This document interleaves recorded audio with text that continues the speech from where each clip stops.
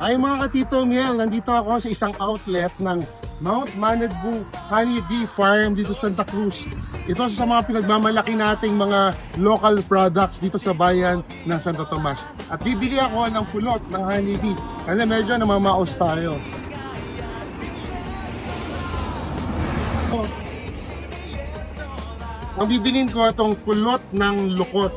Ito raw ay medicinal na honey. Kasi nung tinikman ko siya, medyo maasim at masarap sa lalamunan.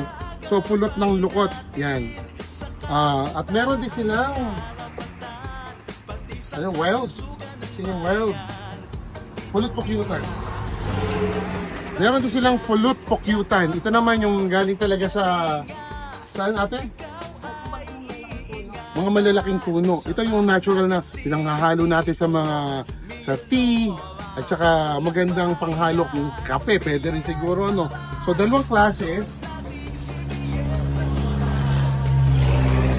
Pulot ng lukot at pulot ng pokyutan. Dito lang yan sa Santa Cruz. Local product ng Santo Tomas. At dapat tinatangkilik natin ito. Mabibili nyo ito sa Barangay Santa Cruz, Santo Tomas, Batangas. Okay? So, ngayon, salamat ate. Kukunin ko na to. Yeah. Kukunin ko na to. Nakabili ako sa kanila ng dalawang produkto nila. Okay? So, mga katomasino, Tita Miel Nora, nagsasabi, tangkilikin ang local products ng Santo Tomas at may honey farm tayo dito sa Santa Cruz. Maraming salamat.